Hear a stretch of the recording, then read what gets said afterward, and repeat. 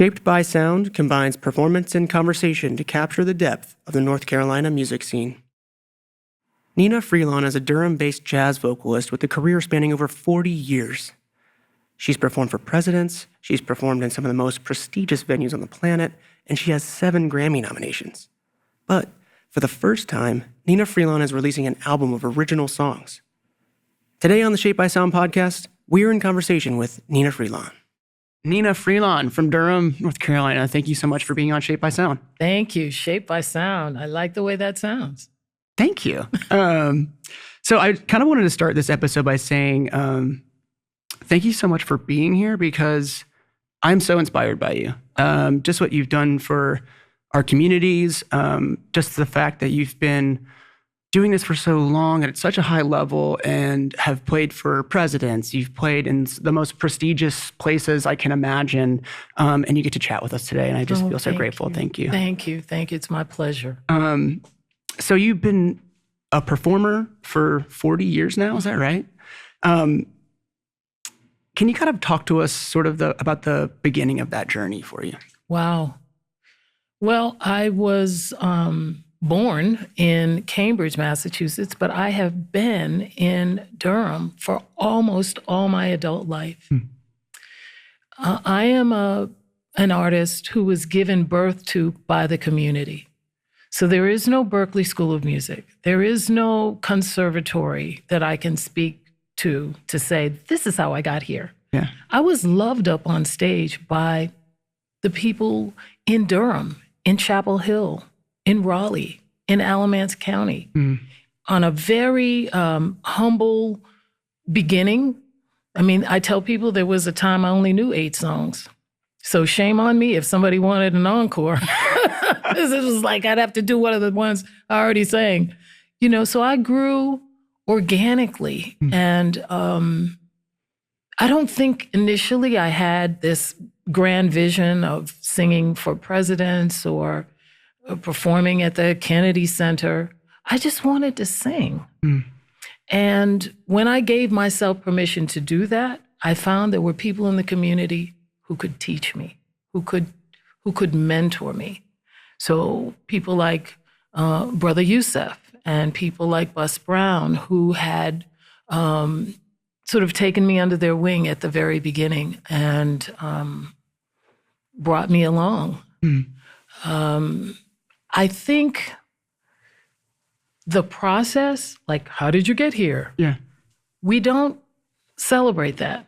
We celebrate grabbing the brass ring, but not what it took for you to do that. Right. And patience, persistence, and controlling the things you can control. Like, I can't control when my phone rings and it's like, opportunity, but I can control what I have learned, what I have absorbed, if and when that call comes. I want to know why you kind of started with jazz. Like what brought you to jazz? I feel like that is, it's such an interesting place for a vocalist, Yes. right? Can you kind of talk about that? So I grew up listening to a lot of different kinds of music. I feel so blessed to have come up during the 60s and the 70s when the radio played all kinds of things. You could hear James Taylor and James Brown on the same station. Now everything is much more siloed, but I was exposed to everything from classical music, big band music, folk music, country music, all of that.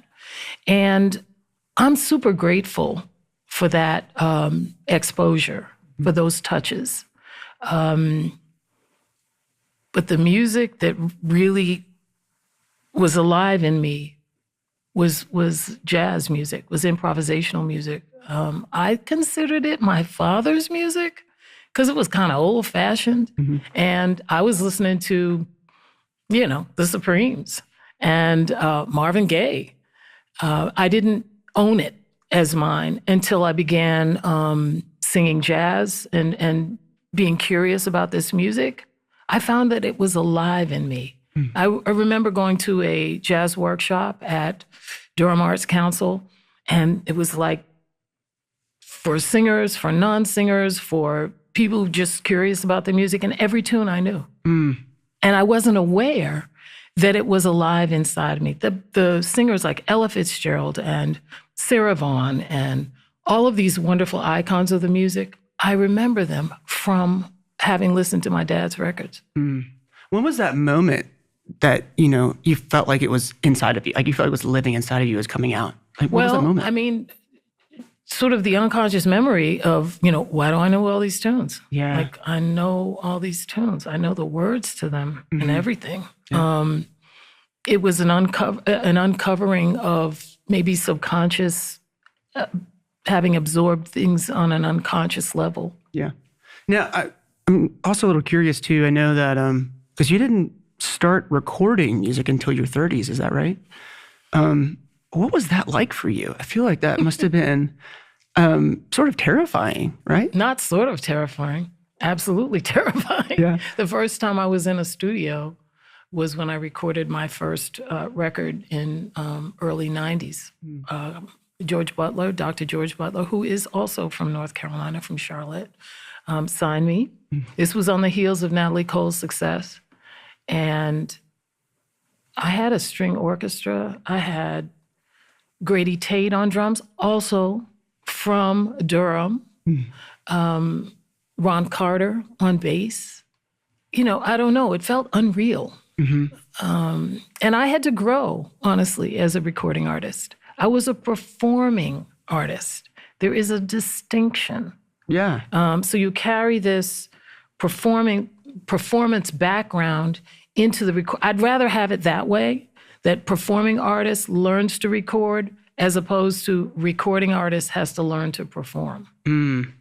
Because you see people on stage that you're like, not quite ready yet, because the relating to the people, that's what I love. I mean, I love my audience. Right. I'm curious about them. I'm grateful that they took time to come and see me. I don't understand people who are like, I don't want to sign an autograph. Come on now. That's a package deal. That's a part of all of it. Yeah, and there's something about being in a room with folks and just tuning into each other. Yes. Right? That just is like, you can't beat that feeling. And I was a visiting artist for the state of North Carolina for 4 years. That meant I performed in every county. We got 100 counties. That's a lot of counties. That's a lot of counties. Yeah. From Maggie Valley to Duck. Small places, classrooms, the Ruritan Club, the Ladies Garden Club. I mean, I'm your girl. You're on tour. I'm on tour on a level that humanizes why you do what you do. In some situations, when I walked in the room, I could tell they weren't expecting me. But the music created a royal road that I could walk on, a friendly, open space where people felt comfortable. I learned so much during my years as a visiting artist for North Carolina. Yeah, that's incredible. And I mean, the patience you must have had to continue on that path, even with having that music. I feel like I was just glad to be out there. They paid you a little salary, and you were a resource, an artistic resource for the state. And I am grateful for those years. Yeah. I wish the program was still in play. I want to, there's something that you've said that inspires you. It's bloom where you're planted. So speaking to kind of North Carolina music, I'd like to kind of speak to that too. And what's this sort of importance for you to be a performer here in North Carolina? And also, who's inspiring you from other performers or musicians that are in North Carolina?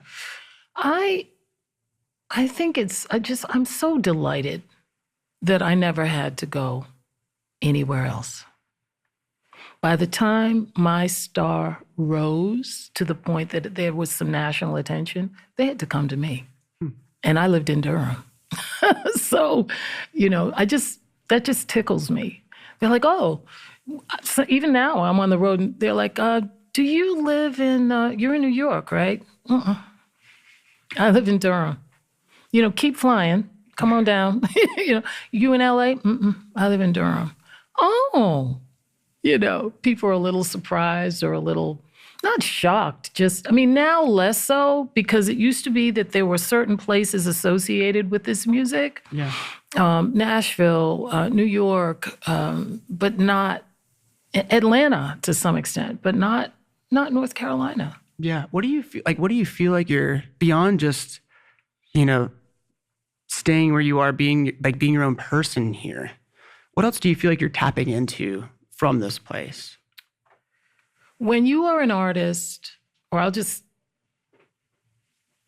don't know, I can't speak for anybody else. I'll just say, when I'm in the grocery store and somebody comes up to me and says, you sang for my second grade classroom, you were the jazz lady. Weren't you the jazz lady? And I'm looking at this person, it's like, this person's full grown. Yeah. I'm having a moment here. Yeah. I am still living, embedded in the culture with the people that touched me and that I touched all along this road. That means so much. I can't even tell you how gratifying it is to have these stories, or someone who says, I was inspired by you and I've decided to go and, do my art. Mm-hmm. You were an inspiration to me. I remember seeing you at, Cappers or, some other little small club. I saw you at Centerfest, or I saw you at Apple Crisp, or, I love those stories. Yeah. Sometimes when the person is looking like full grown, like with kids of their own, gives me pause because I'm like, oh boy, that was a long time ago.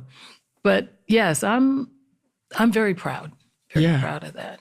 So I want to talk to you a little bit about, because when we were speaking earlier, you were sort of talking about musicians that inspired you here and sort of walking on this path, maybe not behind them, but simultaneously with them. People like Nina Simone. Yes. John Coltrane. Yes. Can you kind of talk to that a little bit about what it's like to be you here and also having this other presence here of others that have kind of come before you? It's, you have to look for the community that you have to be curious. And honestly, at the beginning, I was not aware that not only are we talking about John Coltrane, not only are we talking about Thelonious Monk, these people also sprang from this very rich soil, this southern place. And they helped make a way for possibility for somebody like me. Now, unlike me, they had to leave here in order to become who we know them to be, Roberta Flack. Mm-hmm. They all had to leave. Yeah. I never had to leave. I'm grateful for that. And also glad to be in a community of people who, who help put North Carolina on the map, so to speak. I was honored a couple years ago to be inducted into the North Carolina Music Hall of Fame. Congratulations, by the way. Thank you. And to look in the museum and see all of these different people, it was such a thrill. I was like, this is my tribe. I'm in this tribe. It's just so awesome. Yeah, and deservedly so, obviously. I want to talk a little bit also about maybe music and the human body. Ooh. And I know that, so before you were really kind of focusing on your music career, you were working in hospitals. Is that right? Yes, that's right. And now you've kind of found a way to bring both of those two things together. Can you kind of speak to that a little bit and sort of why that's important? Well, first of all, music, sound is touch. And I think that's lost on some of us. It's a form of touch. In utero, an infant hears at about 6 months gestation. And the doctors tell us that the last sense to leave us as we transition, when we die, is the sound, is the hearing. So before you're born, and maybe after you're clinically considered to be dead, people believe you can still hear. You can still be touched. So I have a degree in healthcare administration and that background. I've always been interested and really inspired by the healing aspect of life. I don't see any reason why, music can't be a part of that. I believe it's a really, really important part. So I started this program called Baby Song, where I would go into the moms' rooms a day or two postpartum and sing. I thought I was going to be singing to the babies, but I ended up singing to the mamas. They were the ones who really needed a song. Yeah. And then I started a little workshop where I work with moms and other caregivers, encouraging them to use their voice to stimulate, teach, nurture, love their babies. We're in a time now where there are lots of things you can buy, toys that make songs and baby Mozart and all of this stuff, but nothing compares with the human voice. And some people are shy about using their voice. And I say, you know what? Babies are not critics, at least not yet. So get in where you fit in. Right. Yeah, that's amazing. I'd like to also ask you, part of the show here is we would like to try and understand how music makes us who we are as a community, as people. And so I'd like to kind of know, how do you believe that you are shaped by sound? Oh, wow. Shaped by sound. Well, if we believe, and I do, that music is touch, there's a back and forth sort of almost symbiotic relationship between what's coming into you, what you're being fed by. So not just what people say, not just music, but the sound of the ocean at Holden Beach. That's in here. Yeah. The sound of birds singing. The sound that is unique to this place is in here and has shaped and formed and influenced me. You have to be curious enough. I keep coming back to curiosity, because when you think you know something, you lack the curiosity to say, I wonder what.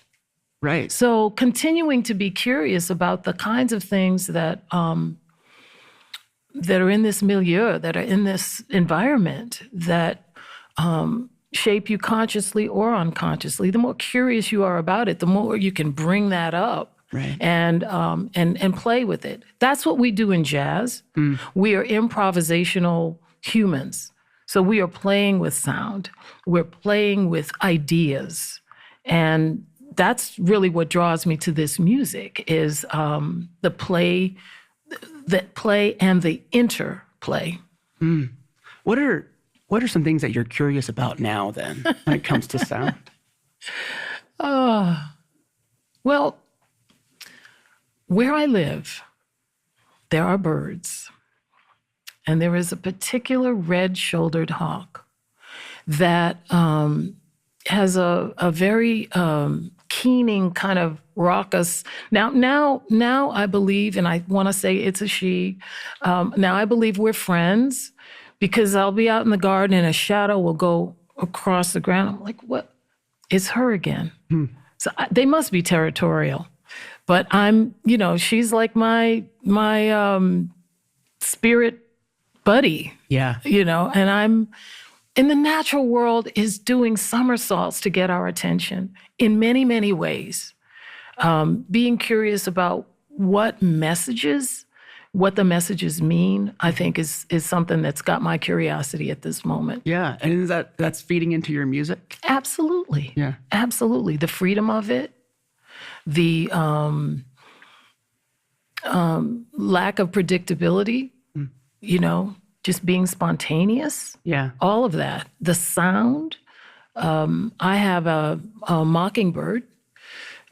They're they're like mimics. They'll sound like other birds, and then you can make them crazy if you try to imitate the sounds that they're imitating, and you can turn it into a real thing. No, that's improvisational jazz. That is. How cool is that? I want to also just say, gosh, the Freelon family is so talented. Thank you. It's incredible to see everything that you all have done. I know that you and Pierce have worked on an album together. Yes. This is incredible. And he has his own career. Yes, he does. He's also the star of one of our podcasts. Yes. Jamming on the Job, which is so cool. Jamming on the Job. Your son, Dean, is a professor at UPenn, Yes. right? Gosh. Yes. Your daughter, Maya, is an incredible visual artist. Yes. And of course, your late husband, Phil, just is like one of the most inspirational architects, I think, within North Carolina and also maybe the United States. So how has your family been able to affect who you are as a musician? Like, what have they brought to you? That is such a potent question. Everything that you see here was developed, honed, the creative friction of mothering and wifing. It's all in there. The artist that you see is influenced, shaped, created by family. I grew up in the crucible of family. I grew up as an artist inside this family. So choices that I make about songs that I'm going to sing, for example, I have to consider the lyric with the idea that my daughter is in the front row or somebody's daughter is in the front row. There are some things I said no to because they interfered too deeply with other things that I also valued. My husband, Phil, was the most supportive partner. I mean, not just with words, but in every way imaginable. Encouraging, loving. So, I don't know how other people are able, people will say things like, well, how do you balance? I don't worry about balancing. You do what you do in the moment that you're given, and then you move on to the next moment. Balance, seems to suggest that you can do such a thing, that you have control over such a thing, and you don't. You don't. Trusting that everything is in divine order is what has become my mantra. If I can't be here and here, I'll just be here, fully invested in that, and that'll have to take care of itself. Right. I think one of the things I wanted to ask you too is, so beyond just, maybe seeing your daughter in the front row and pulling back on some things, are there things that you're putting forward more? If you think about your family and having the support, are there things that are growing because of that? Well, that's an interesting question because my upcoming record is a record of original tunes. Now, most artists, most jazz singers are mining the American Songbook, the Tin Pan Alley tunes, not so much original music. Right. And at this point in my life, having experienced loss, having experienced love, I felt ready to write my own music. And it's a different kind of vulnerability. It's one thing if you're an interpreter of a standard and then people kind of judge you on how well or not well you did that standard. Right. But when people are listening to your original tunes, they're checking out your lyric, your phrasing, and your interpretation of your tunes. So it's a little heavier, or can be a little heavier. I feel no fear, though. I really don't feel afraid. I'm at an age where I've lived, I've had successes. It is time for me to tell stories that are my own stories. And so that's what this record, Beneath the Skin, is. It is an interior view of the stories, the songs that I want to tell right now. And I'm super excited about that. Yeah, and we're super excited to hear them.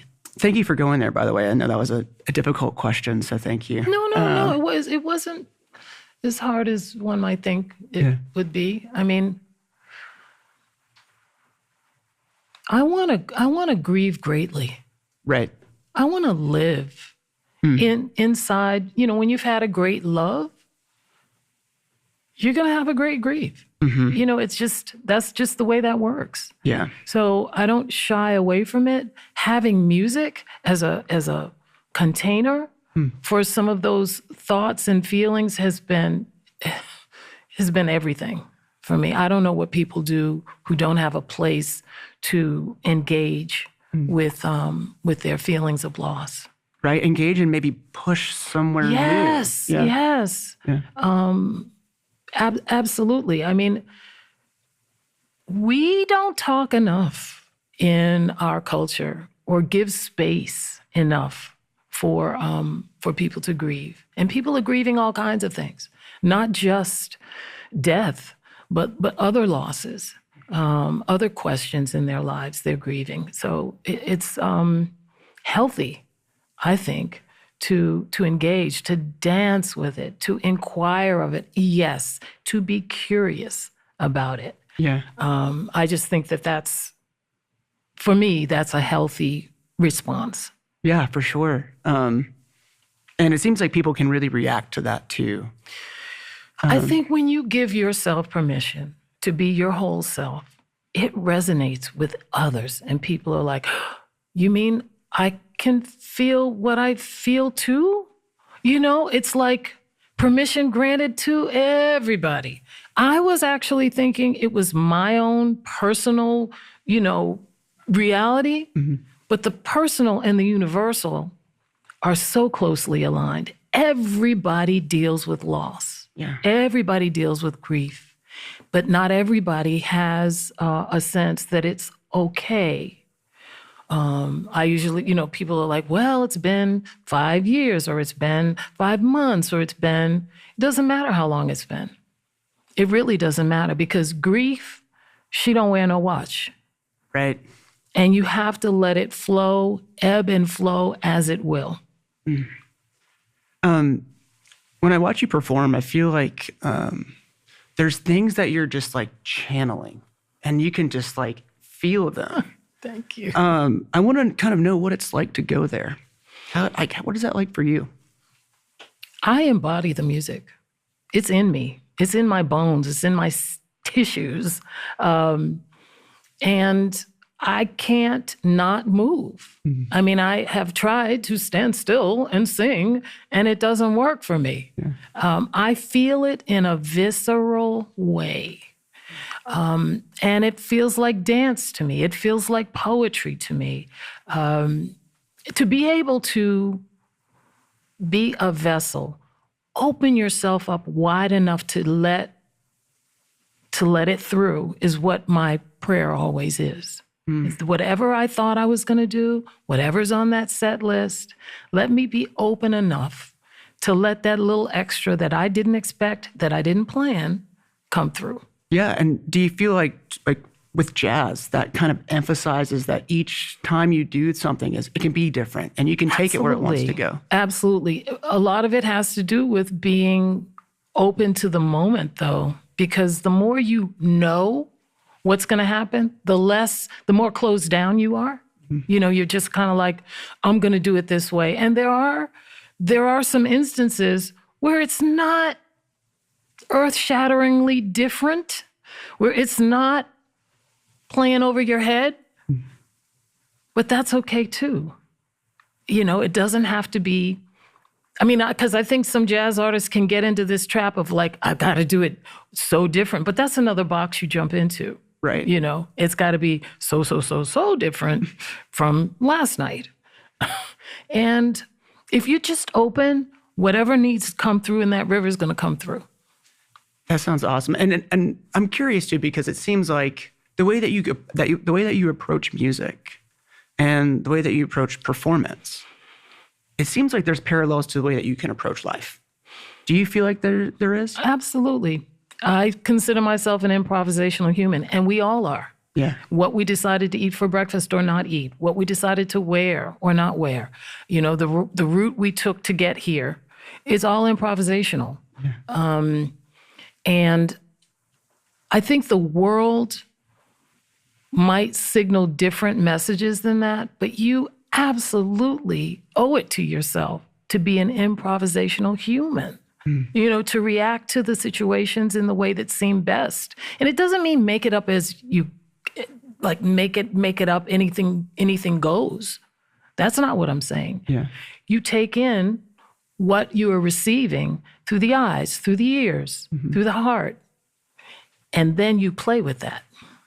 You're engaged. So it's almost like an open-mindedness. Yes. Yeah. Yes. That's great. And wondering, like, in what ways do you feel like that benefits you, that open-mindedness, that engagement, like on a day-to-day level? More fully alive, more fully awake, more humor can come through, more coinky-dink, just, the loveliness of life, and then things, if you're open to not knowing exactly or not thinking things happen that you don't anticipate, and they are delights. Right. Some beautiful, happy accidents. Beautiful, happy accidents. It keeps you from being so judgy. I meant to do this, but it came out like that. Yeah. Well, James Moody said you're only a half tone from something hipper. So I wanted to talk a little bit about your latest record, Beneath the Skin. Beneath the Skin. The 14th? Yes. And first of all, let's not fly past that. 14. Let's not. Holy smokes. That's like, teenage years. Yeah. Well, it's an incredible achievement, is what it is. And, I'd like to, there's something that you said about this record. I wanted to touch on this just a little bit. You said that Beneath the Skin has me looking inward, curious about what songs and stories live in close proximity to my heart. Yes. Can you maybe speak on that a little bit? Well, singers have relationships with songs. There's their repertoire, but then there's their interpretation. So I am familiar with many songs, but they are not songs that I have written. So it's kind of like a road or a house that's been built that you then open the door and maybe you rearrange the furniture, maybe you paint the outside, maybe you add a deck. Yeah. I'm building the house with this record. I'm choosing the architectural plans. I'm deciding how many bedrooms and whether or not there's a dining room and if there's a balcony. It's more of a structural responsibility and joy. I get to choose what I sing about, what's important to me. And it did have me looking inside. If you were to have a microphone or a bullhorn that could broadcast to the world, what would it be? That's the kind of childlike excitement I had in figuring out, because there's lots of ideas, certainly, lots of different ways you could go. I've done concept records before. I did a tribute to Stevie Wonder. I did a tribute to Billie Holiday. This is different. This is a concept record, but the concept is what lies beneath the surface. What is on the interior? What are those private moments that maybe you want to sing about? So yeah. And so what were you finding as you were kind of doing this self-discovery? Wow. Family again. Yeah. Family came bubbling right back up. It's not surprising that grief also bubbled up. Dancing with the notion of loss is on this record. But there's a lot of joy on this record too. Yeah, it feels like there's a lot of freedom. Yes. And you sort of shouting that out a bit, you kind of just pushing that out, but also gratitude and joy. So much gratitude. And there are certain records that you can only do when you're ready to do them. You might think, oh, I want to do, whatever. But you have to also be spiritually, your heart has to be ready too. I don't think I could have done this record before now. Yeah. Well, I'm really glad that you're in this place and you're sharing this with too. everyone, because we're so excited by it. And I'd like to maybe touch on some of the songs that you'll play for us today. Okay. And if we could, I'd love to know a little bit more about sort of where they came from. Okay. So you have a song, "Dark and Lovely."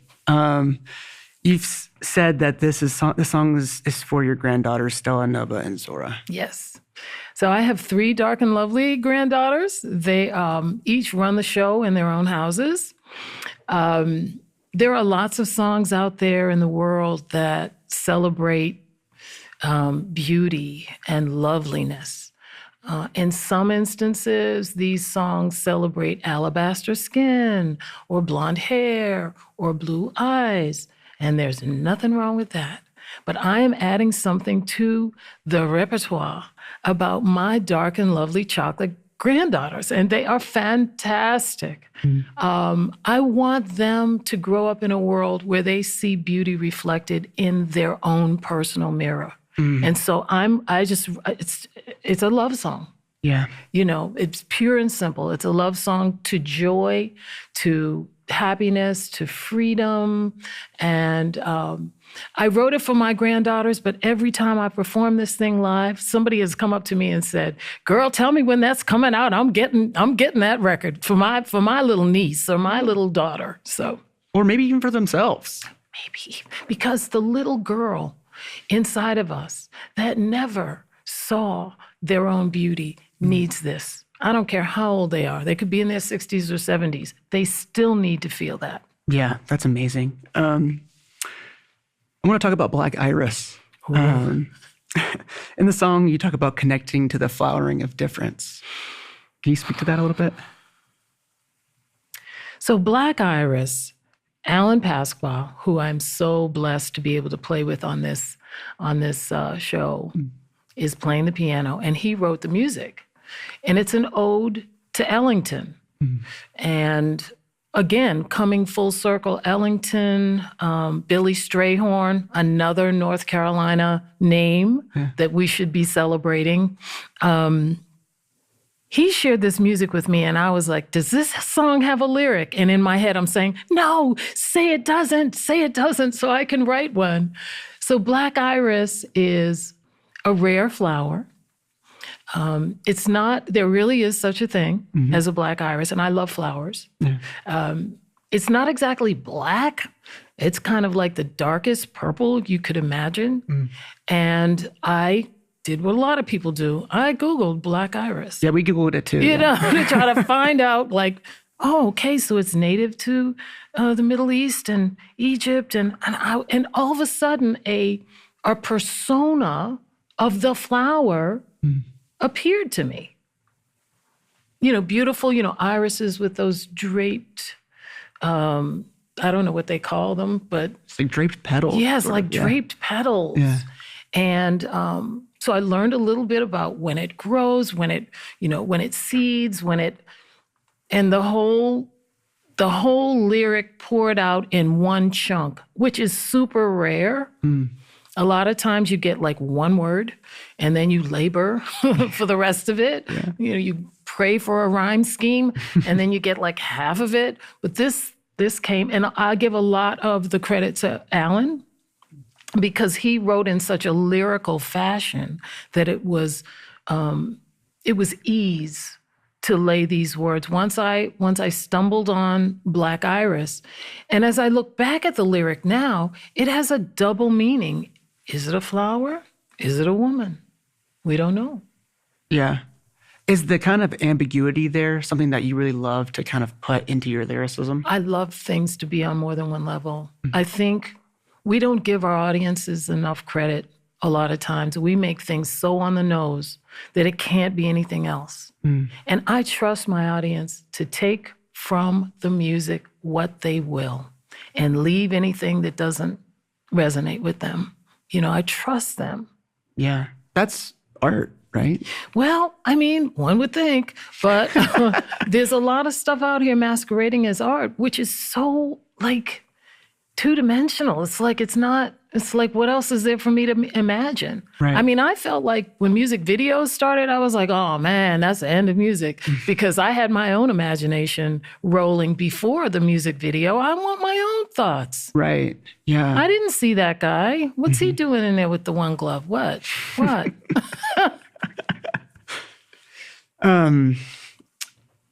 want to also talk to you about Widow's Song. I know that's a personal question for you. And when it comes to loss, you said that you have two lovers, patience and time. And you ask in the song if your heart must be a widow or labeled as a widow.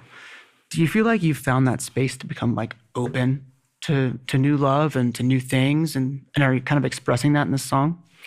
I think at this point, it's just a question. Do I have to do this? Yeah. Do I have to call myself? Because it's interesting. If you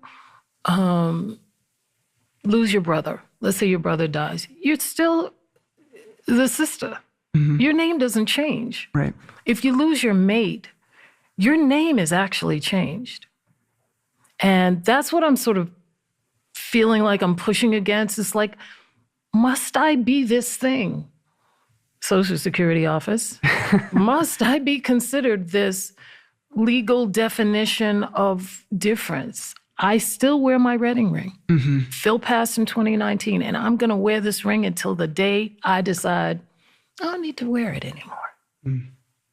So in my heart, I'm asking a question that I think many widows and widowers are asking themselves. Must my heart a widow be?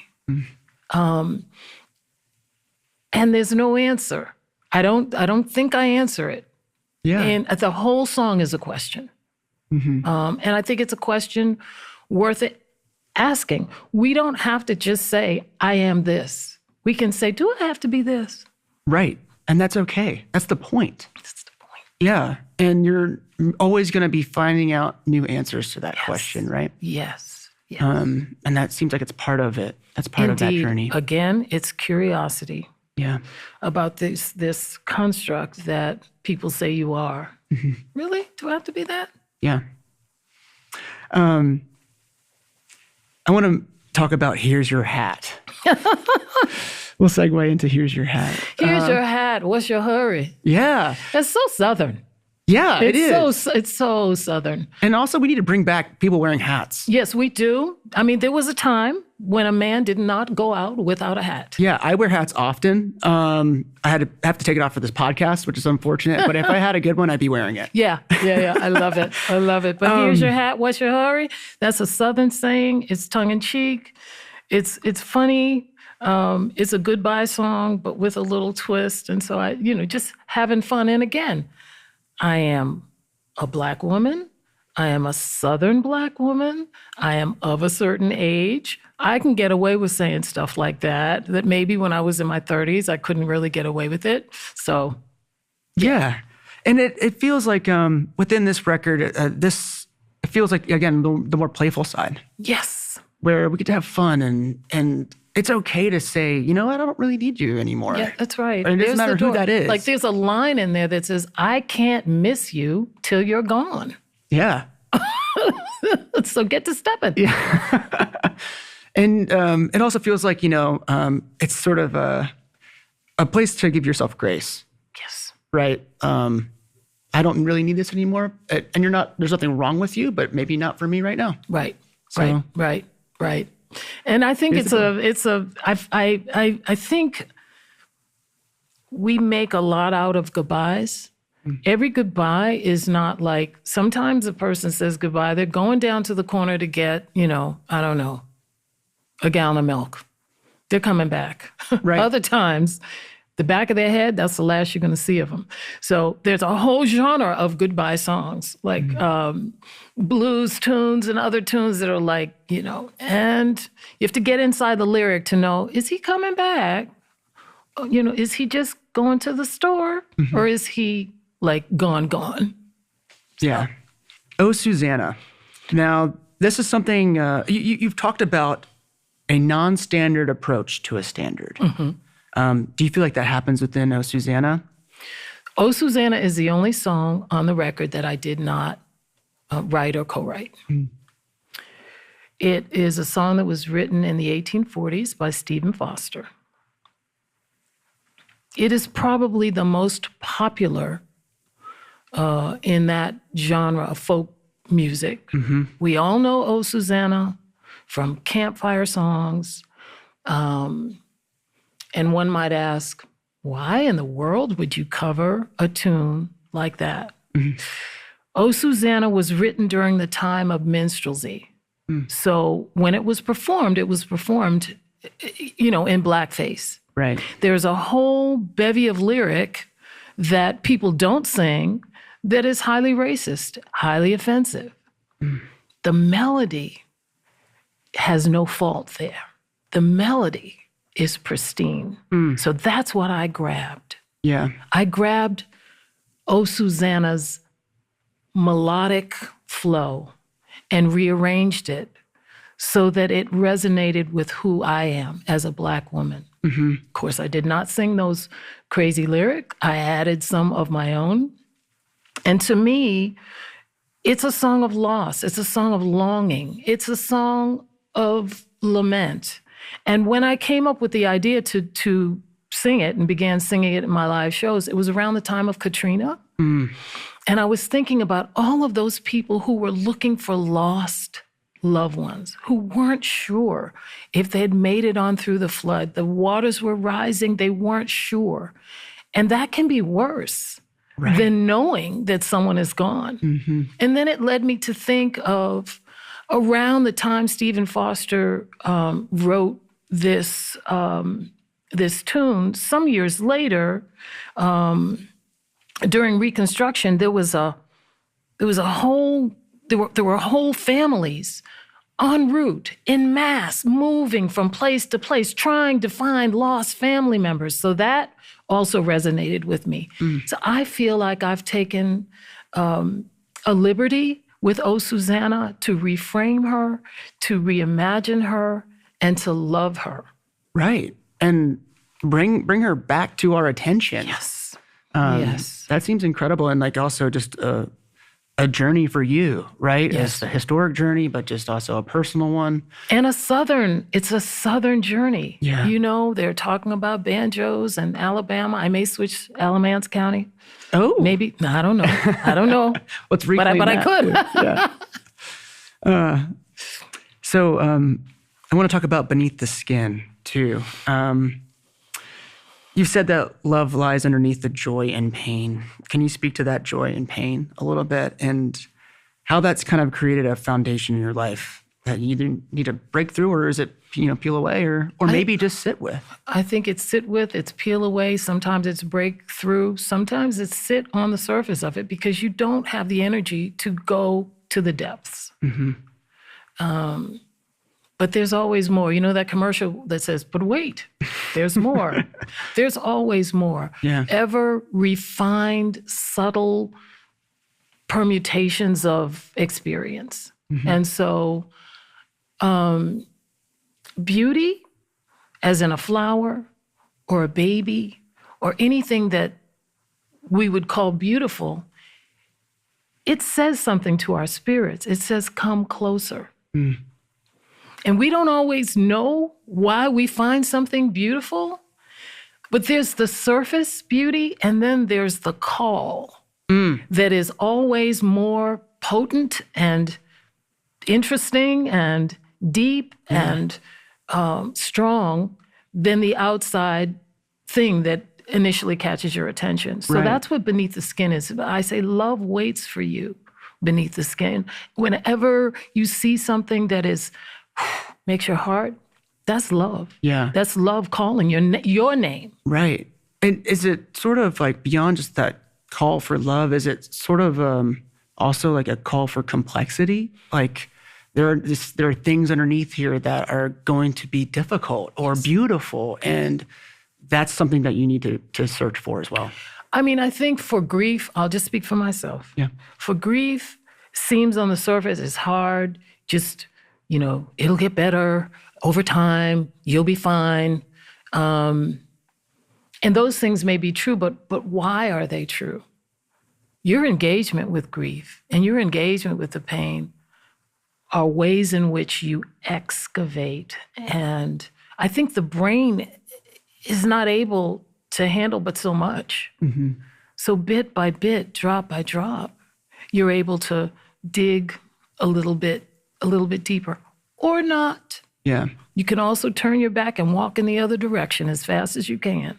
That's also an option. And I'm not judging that. Yeah. Sometimes you need, I've had to give my grief a good talking to more than once. It's like, not today, sister, not today. Yeah. Just because it can feel too heavy. It can feel too much. Yeah. So all ways are the right way. Mm. There is no perfect, good way to do you. Right. And giving yourself permission to dance in the way that seems to make sense for you. One thing I know, you can't do it wrong. It's yours. You can't mess it up. That's great. Thank you so much, Nnenna. I would like to leave this with, is there anything else that you would like to say? I just want to say how grateful I am to be involved. I'm just grateful to be at this point in my career, having you ask me these questions. Shaped by Sound is an opportunity for us to learn more about our community of musicians, about the wonders, the treasures of North Carolina and beyond. Mm. This is the thing. It's NC, and it's also beyond. Mm. I think it's going to open up doors for a lot of people who've never considered North Carolina to be a center of excellence to rethink that. Mm. And it's just such an awesome opportunity. I'm grateful. Well, thank you so much. And you are a wonder and a treasure, Nnenna. Thank you. We are grateful to have you. Thank you so much. Thank you. Thanks for joining us on the Shaped by Sound podcast. If you'd like to hear some of the songs we discussed today, you can find them on our website at pbsnc.org/Shaped by Sound. Or find us on the PBS North Carolina YouTube page. Thanks for listening.